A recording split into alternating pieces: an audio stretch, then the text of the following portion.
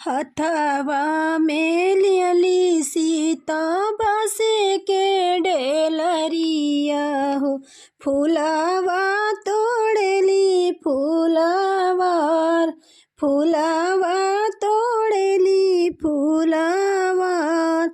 फूल तोड़ी सीता जी हरावा बनावेली, शिवजी से करैया राज, शिवजी से करैया राज। घूमे रे घूमे रे सीता शिव के मनावेली, हरावा दिहली पहिनय, हरावा दिहली पहिनय। हरावा पहिर शिवजी धीरे मुस्काए हो, सीता का दिहले आशीष। हरावा पहिन शिवजी धीरे मुस्काई हो, सीता का दिहले आशीष। जवाना मांगना तू मांगबू ए सीता, उहाई मांगन हम देव। जवाना ए मांगना मांगबू ए सीता, उहाई मांगन हम तोहका देव।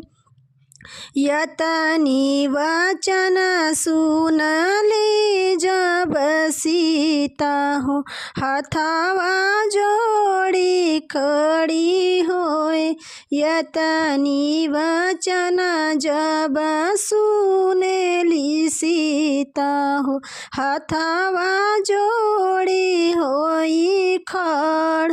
पहिला मांगन सीता नैहर के मांगेली, मांगेली जनक जैसे बाप।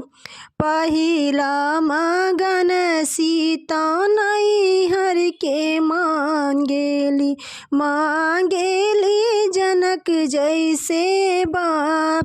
दूसरा मांगन सीता शिवजी से मांगेली, मांगेली सुनैना से माँ।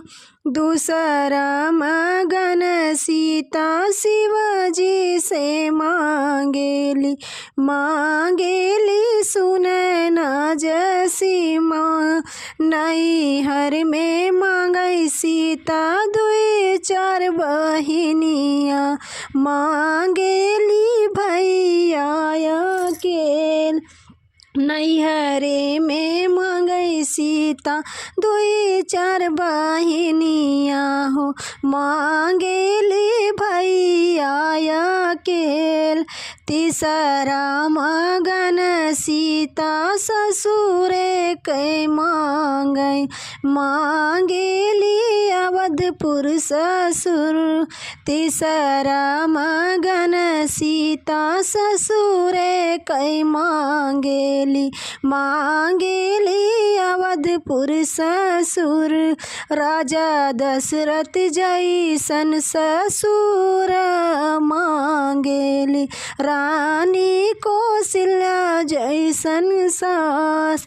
राजा दशरथ जैसन सासुर मांगेली, रानी कौशल्या जैसन सास। भरत लखन देवर मांगेली, राम जैसे सुहाग।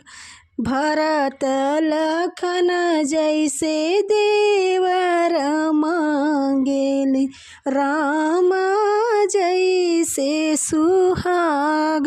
अपना के मांगेली अवध सिंधुरवा हो, जन्म जन्म एहवत। अपना के मांगेली अवध सिंधुरवा हो, जन्म जन्म एहवत।